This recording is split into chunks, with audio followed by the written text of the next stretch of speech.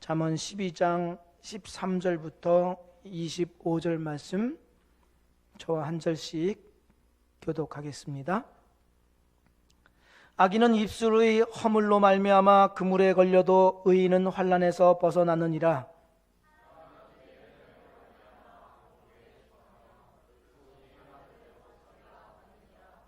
미련한 자는 자기 행위를 바른 줄로 여기나 지혜로운 자는 권고를 듣느니라.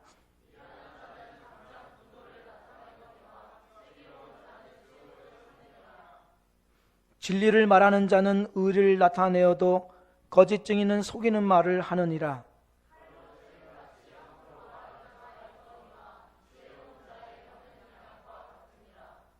진실한 입술은 영원히 보존되거니와 거짓 혀는 잠시 동안만 있을 뿐이니라.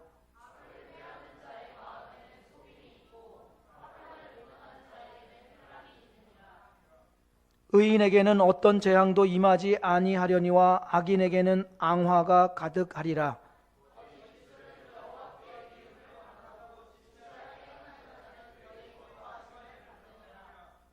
슬기로운 자는 지식을 감추어도 미련한 자의 마음은 미련한 것을 전파하느니라.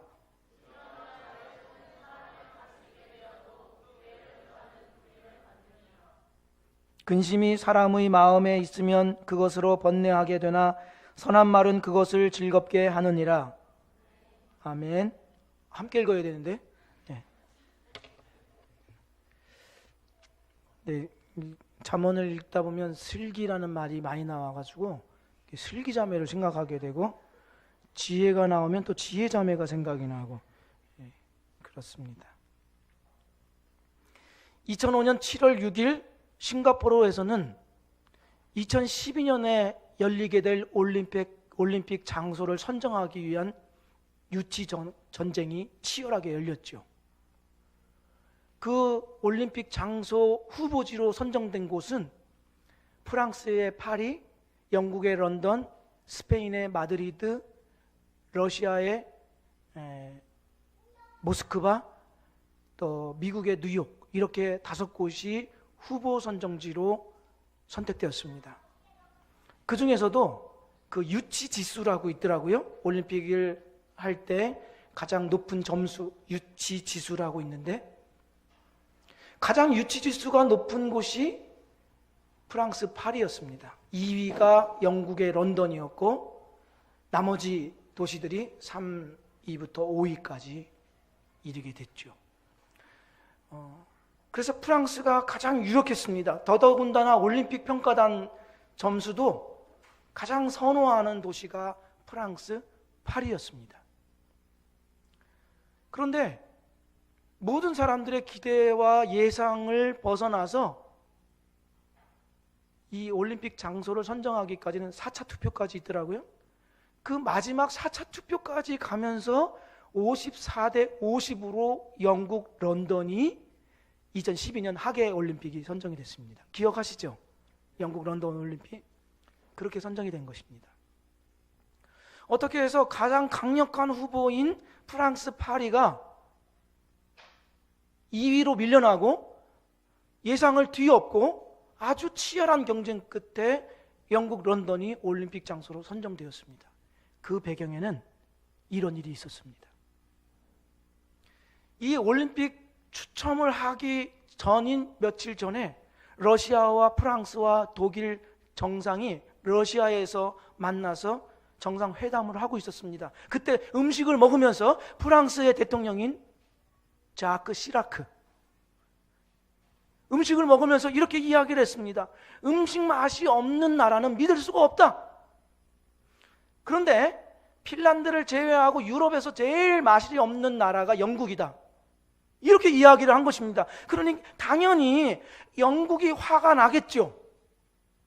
영국은 당연히 화가 났는데 덩달아서 비슷한 취급을 받았던 이 핀란드 사람들도 화가 났습니다. 그런데 이 핀란드 사람들 중에서 IOC, 올림픽 장소를 선정하는 IOC 위원이 2명이나 있었습니다. 그래서 그 전체적인 분위기가 프랑스를 찍지 말아야 된다, 이렇게 흘러갔습니다. 그래서 프랑스가 될 것을 예상했지만 기대를 뒤엎고 영국이 되었습니다. 물론 비밀 투표이기 때문에 그 두 사람이 어디에다 투표했는지를 확인할 길은 없지만 대부분의 사람들은 그럴 것이다 라고 생각하죠. 그리고서 우리는 이런 말을 하죠. 이비방정이요. 그 말 한마디 때문에 국가적인 행사가 날아가 버렸습니다. 잠언의 큰 주제는 이렇습니다. 여호와를 경외하는 것이 지혜의 근본이다.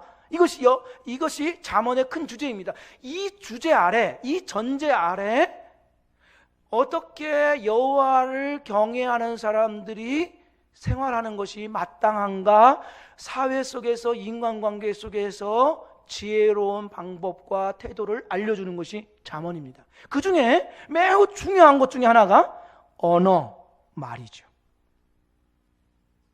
인간관계를 풍요롭게 하기도 하고 곤란에 처하게도 하는 이 말에 관해서 잠언 기자가 이야기를 합니다. 그래서 이 잠언에는 말에 관한 내용들이 굉장히 많이 나옵니다. 이렇게 이야기하죠.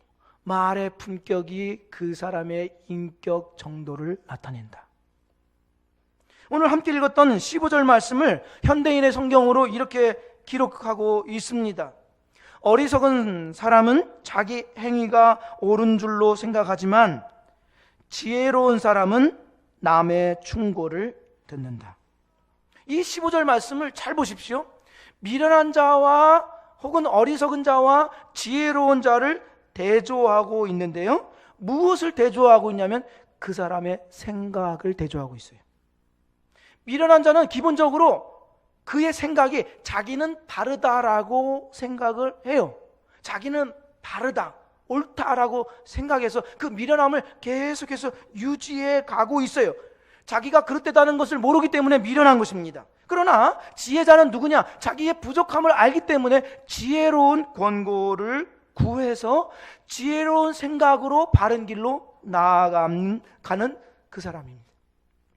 그래서 이 지혜로운 자와 미련한 자의 두 사람의 차이는 결정적으로 생각의 차이라고 이야기하고 있습니다. 생각의 차이. 그러면 이 생각의 차이가 내면 안에 가만히 가두어져 있느냐? 그렇지 않고 이 잠언의 솔로몬은 이 생각의 차이가 내면 안에 가만히 있는 것이 아니라 이것이 사람됨이나 인격의 정도가 언어로 나타나게 되어 있다, 이렇게 이야기하고 있는 것입니다. 자, 보십시오. 잠언 12장 5절 6절을 통해서 이 사실을 좀 더 살펴보면 5절 6절 의인의 생각은 곧지만 악인의 궁리는 속임수 뿐이다. 악인이 하는 말은 피 흘릴 음모뿐이지만 정직한 사람의 말은 사람을 구하여 낸다. 여기 떠 있는 말씀을 잘 보십시오. 5절 말씀은 의인과 악인이 생각의 차이를 갖고 있다, 이걸 얘기를 하고 있습니다. 앞 구절에는 의인과 악인의 차이는 생각의 차이다. 그러면서 6절에 그 생각의 차이가 결국 무엇으로 나타나냐면 말과 행동으로 이어지는데, 의인의 생각은 바른 까닭에 바른 말을 하여서 남들을 구원하는 말을 한다. 그렇지만 악인의 생각은 잘못되어 있으니까 속임수 뿐이어서 그 말이 다른 사람을 해칠 말만 할 뿐이다, 이렇게 나오는 것이죠. 그래서 이 말이라는 것이 그냥 나오는 것이 아니라 그의 생각에서부터 나타나게 되어 있고, 그 말은 그 사람의 인격의 정도, 사람됨을 드러내고 있다, 이렇게 이야기합니다. 그 심리학에는 프로이트의 실수라는 말이 있습니다. 프로이트의 실수. 그 프로이트라는 사람이 뭐 실수를 저질렀다 이런 뜻이 아니라 무의식 중에 말한 것이 그 사람의 본래됨을 드러낸다, 이런 의미에서 프로이트의 실수, 이렇게 이야기하죠. 자기가 전혀 의도했던 바가 아닌 말이나 행동이기 때문에 착행증이라고도 얘기하죠. 그 미국 스포츠 전문 케이블의 여성 앵커인 수제나 콜린스라는 사람이 있습니다. 여성 앵커인데요. 리포터죠. 이 수제나 콜린스가 그 시카고 북미 아이스하키 리그 중에서 시카고 블랙 호크스 팀이 있습니다. 그 블랙 호크스 팀이 그 당해에 2013년 정도인데요. 그 당해에 굉장한 기록으로 성공적인 리그를 치루었습니다. 근데 이 콜린스가 그 블랙 호크스의 이 성적 거둔 것을 리포트할 때 이렇게 얘기했죠. 블랙 호크스가 이번 시즌에 굉장한 성과를 거두었습니다. 아마 이렇게 얘기해야 했을 것이죠. 영어로 얘기하는데 제가 이거 굉장히 여러 번 암송했습니다. They have gained the great success 이렇게 해야 됐는데 the great success를 the great sex 이렇게 얘기했어요. 그래서 청취자들이 매우 놀랬죠. 그러면서 많은 사람들이 무의식에 의한 실수, 프로이트의 실수다 이렇게 얘기했습니다. 그러니까 자기의 안에 갖고 있던 생각이 무의식적으로 나왔다는 것입니다. 알고 보니까 이 콜린스는 우리나라 아프리카 TV 같은 인터넷 방송에서 공동 진행자로 활동하고 있었는데요. 거기에서는 성적인 발언, 아주 혐오적인 발언, 인종차별적인 발언, 비속한 언어들을 끊임없이 사용했던 것으로 알려져서 컷오프 당했습니다. 말은 그냥 나오는 것이 아니라는 것이죠. 그의 생각이 어떤 생각이지, 그가 어떤 사람인지를 나타내 주는 것이 말이라고 이야기합니다. 그래서 하이데거 같은 철학자는 언어는 존재의 집이다, 사상의 집이다 이런 말로 표현합니다. 그러니까 그 언어라는 것은 내가 어떤 정신적인 집에 살고 있는지, 내가 어떤 영적인 집에 살고 있는지를 보여주는 것이다 이런 뜻입니다. 그래서 잠언 12장 8절 말씀에도 이렇게 기록이 되어 있습니다. 사람은 그 지혜대로 칭찬을 받으려니와 마음이 굽은 사람은 멸시를 받으리라. 잠언은 한 구절 한 구절이 다 병행 구절 같이 되어 있습니다.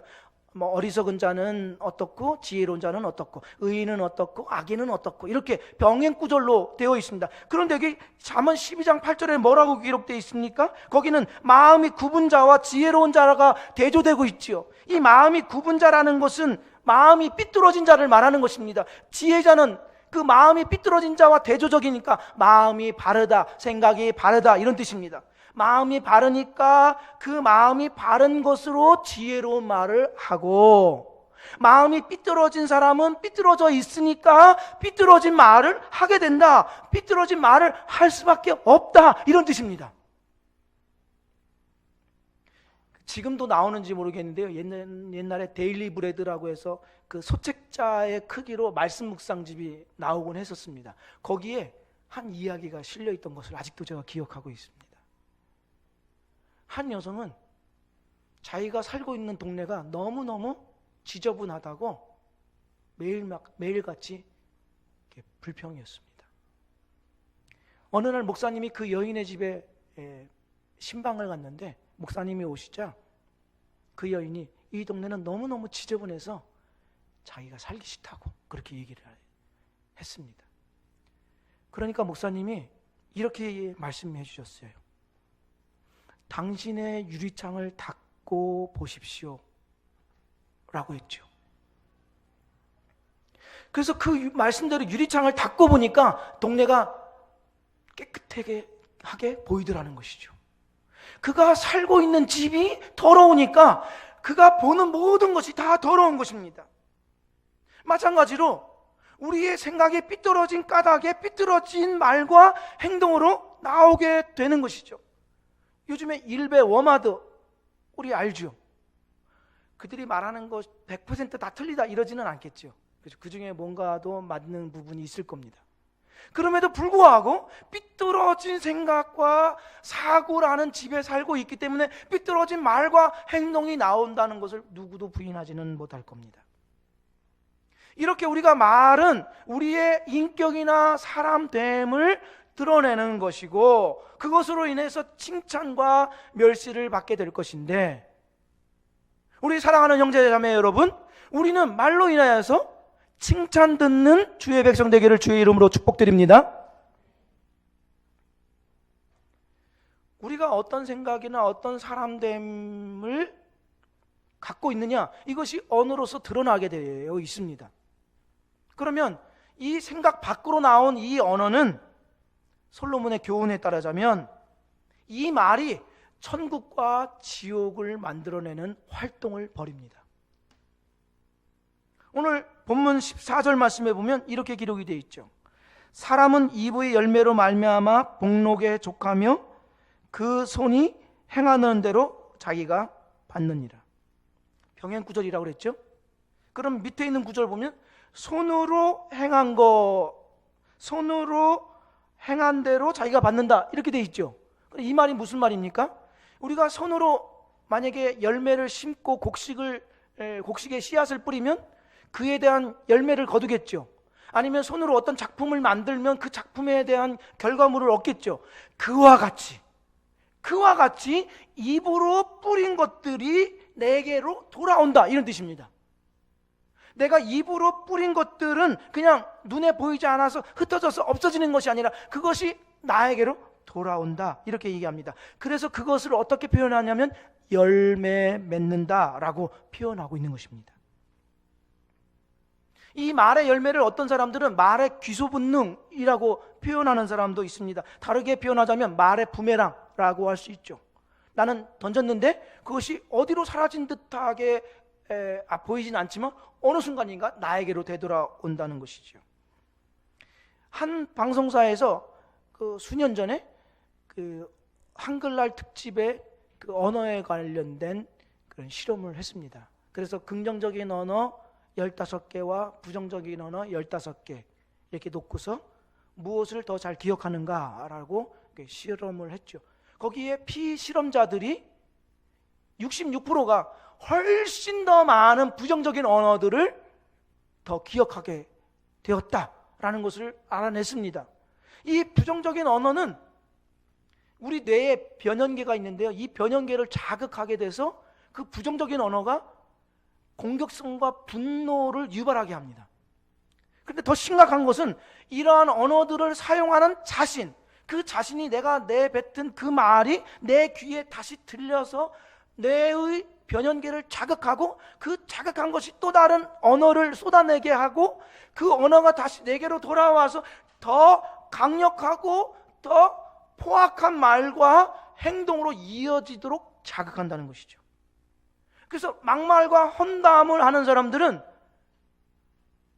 자기의 그 마음과 영혼을 상하게 해서 또 다른 말들을 유발하게 한다. 더 거칠어지고 공격적이 된다는 것이죠. 그래서 이 말이 지옥의 현장을 만들 수도 있고 천국의 현장을 만들 수도 있다. 특히 18절에 보시면 이렇게 되어 있습니다.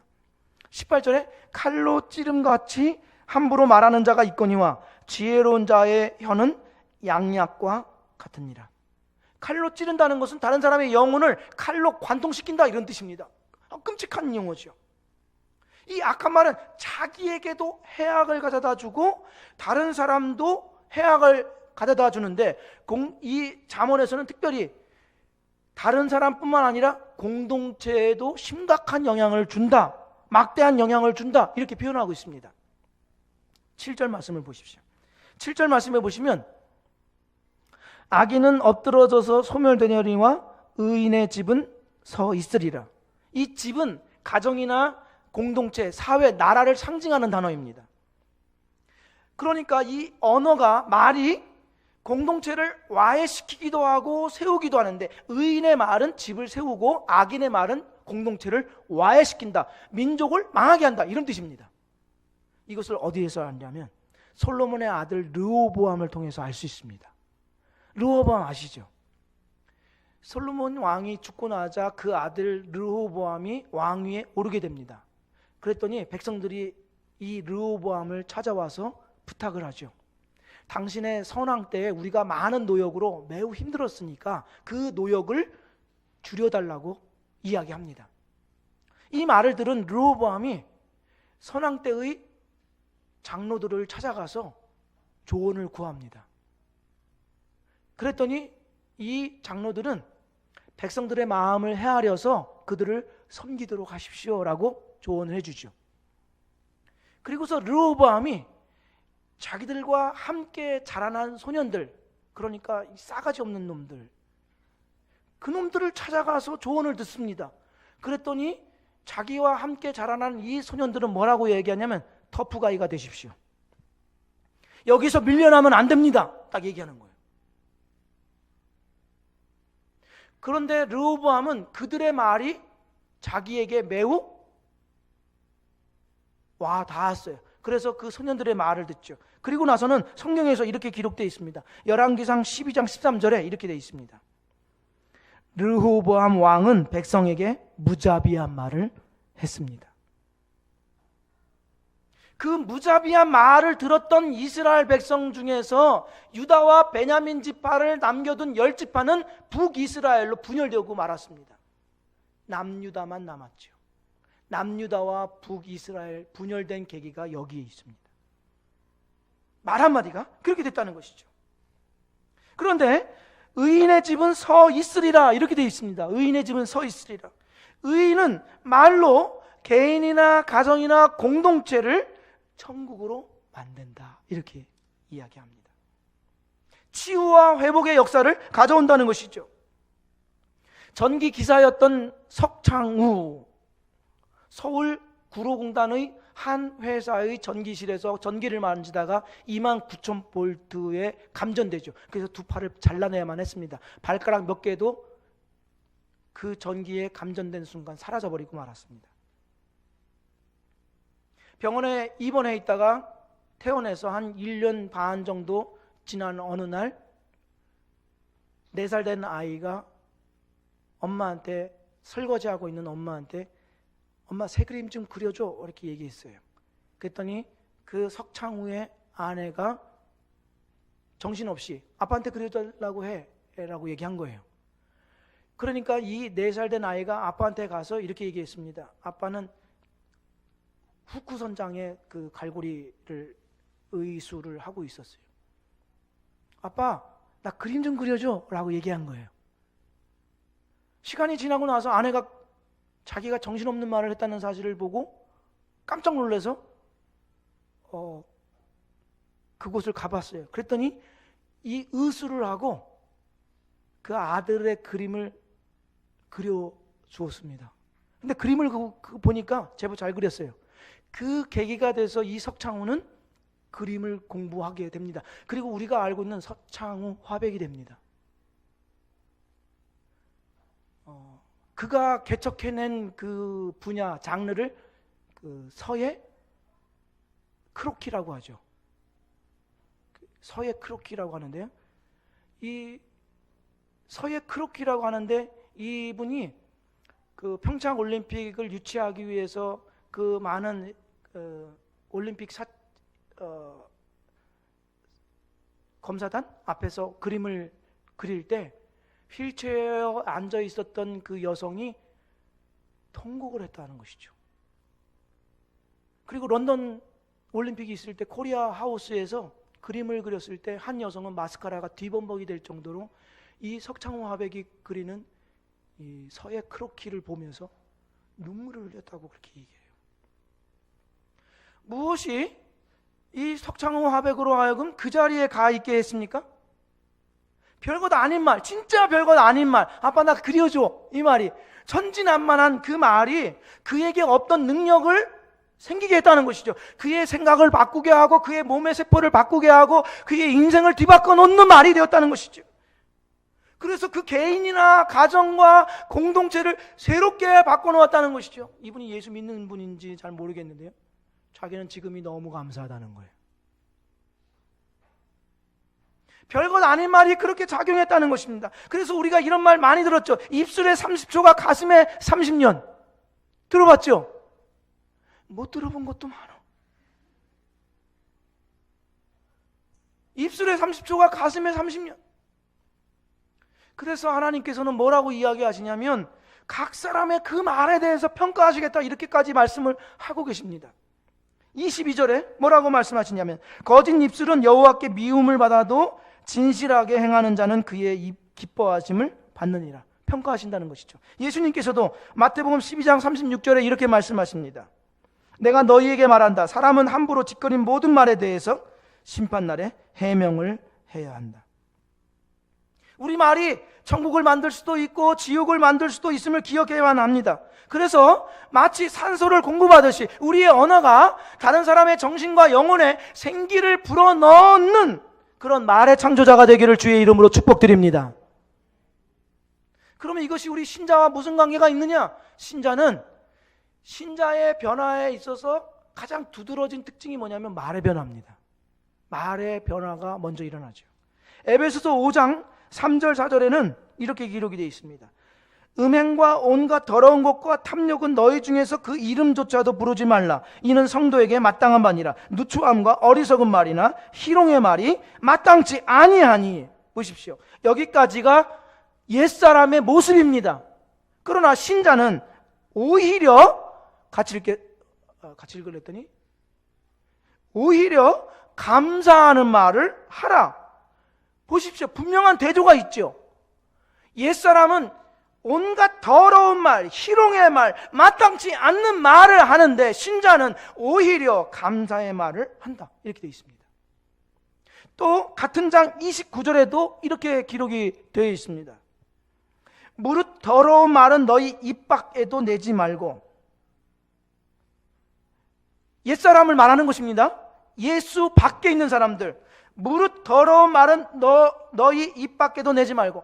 성적인 희롱, 다른 사람을 희롱하는 말 하지 말라는 거예요.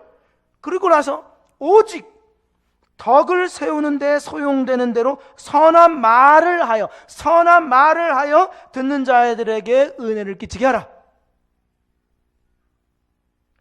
자매 여러분, 음담패설 그만두세요. 그거 하지 말아요. 하면 안 됩니다. 형제들, 음담패설 그만두세요. 멈추세요. 그거는 신자에게 마땅한 말이 아닙니다.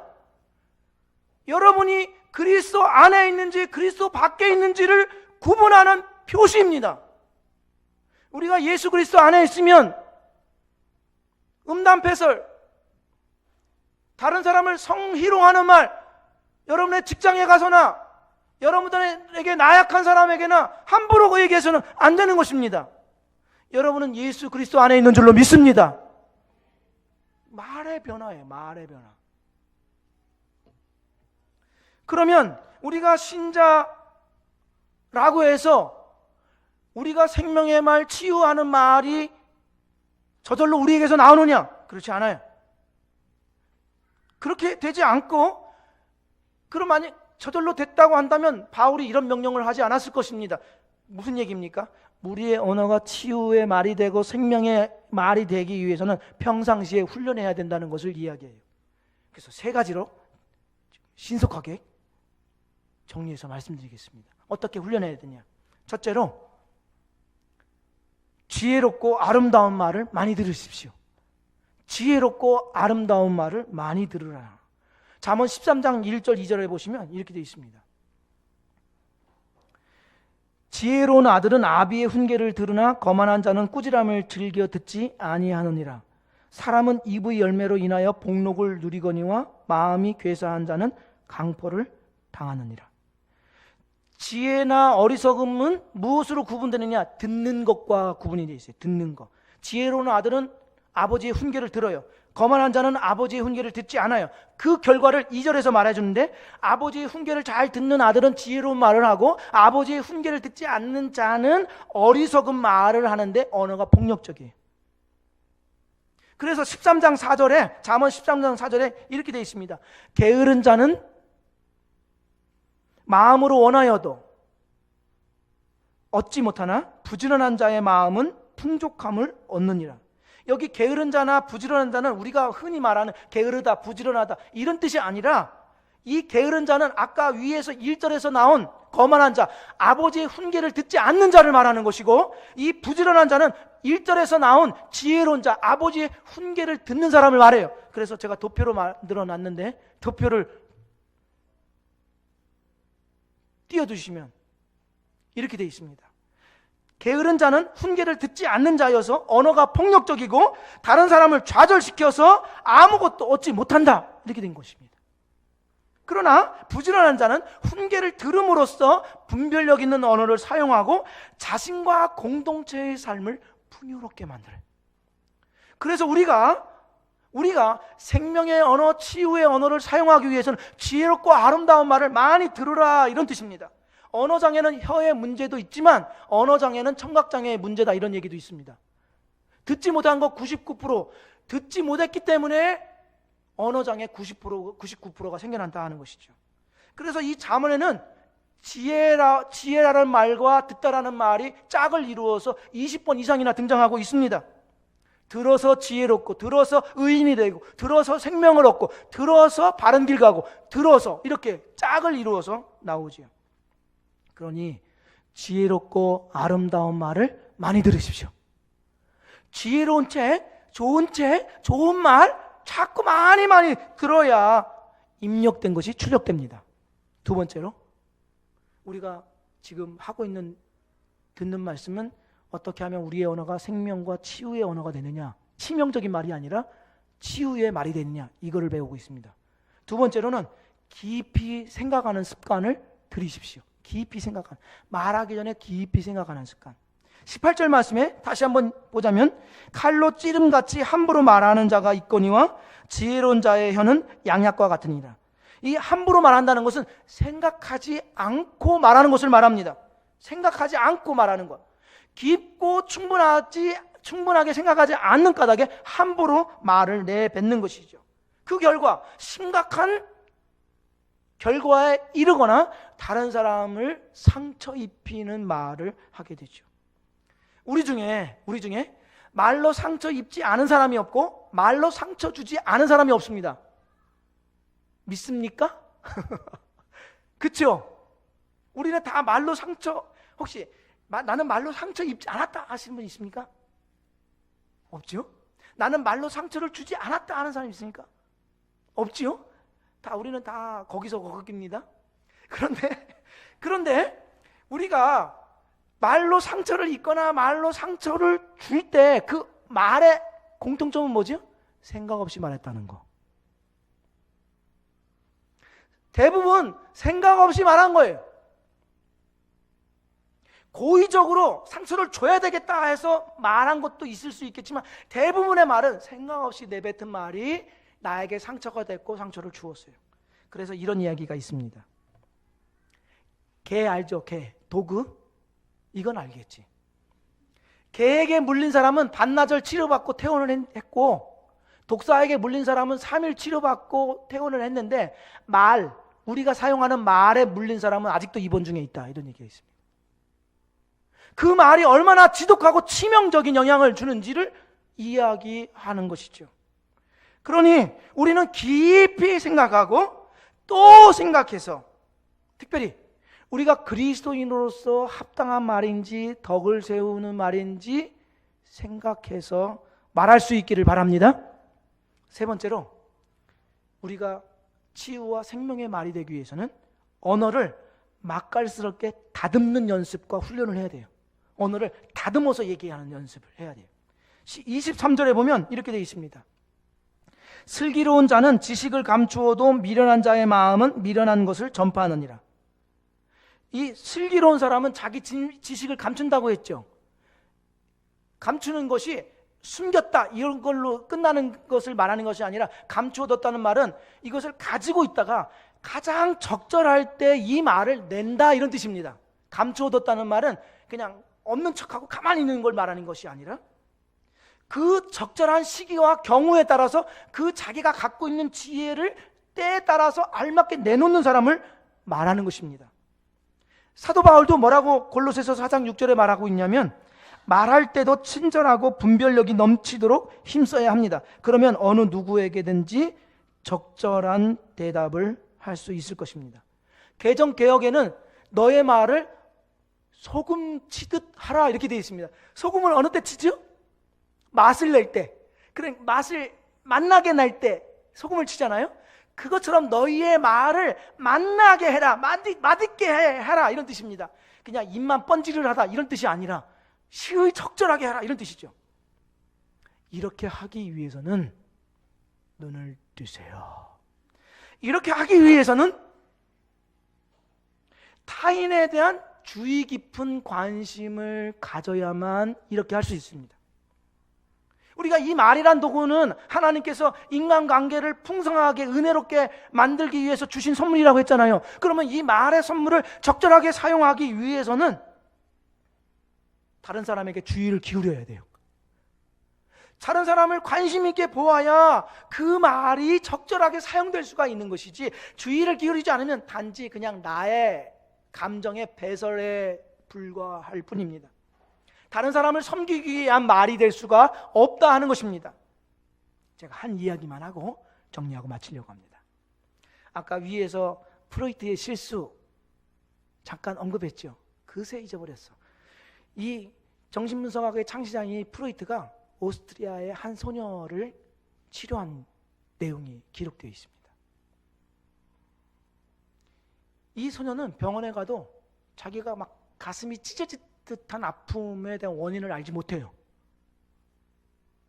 병원마다 찾아봐도 몸에는 아무런 이상이 없다는 거죠. 이 소녀가 태어났을 때 그 할머니가 미신을 신봉하는 사람이었는데, 이 소녀한테 뭐라고 얘기했냐면, 너는 아들로 태어났었어야 돼. 아들로 태어났었어야 해. 혹시 자매들 이런 말을 들었다고 한다면 이 시간에 예수 그리스도의 보혈로 다 치유함 받기를 원합니다. 형제들한테 너는 여자로 태어났었어야 돼. 혹시 이런 얘기를 들은 적, 그분들도 치유함 받기를 원하고, 이 할머니가 이 소녀에게 너는 아들로 태어났었어야 해. 잘못 태어났어. 너는 20살이 되면 죽을지도 몰라. 이렇게 얘기했어요. 그 말이 이 소녀에게 계속해서 맴돌고 있었습니다.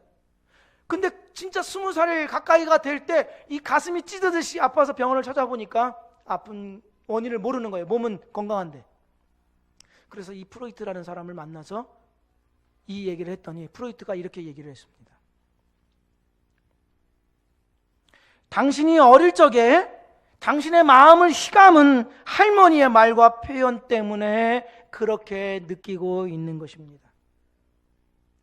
타인이 지은 말의 감옥 안에 갇혀 있어서는 안 됩니다. 거기에서 빠져나오십시오. 이렇게 얘기했습니다. 그 순간 해방이 됐습니다. 말의 감옥, 타인이 지어놓은 말의 감옥에 갇혀 지내서는 안 됩니다. 우리에게 심각한 교훈을 주죠. 우리의 언어가 누군가에게는 말의 감옥이 되기도 하고, 우리의 말이 누군가에게는 자유를 주고 소망을 주고 생명을 줄 수 있다는 것이죠. 그런 까닭에 신자라면 우리의 말이 치명적인 말이 아니라 치유의 말이 되어야 할 줄로 믿습니다. 우리의 말이 곧 예수 그리스도처럼 생명을 불어넣는 창조의 말이 될 수 있기를 주의 이름으로 축복드립니다. 기도드리겠습니다.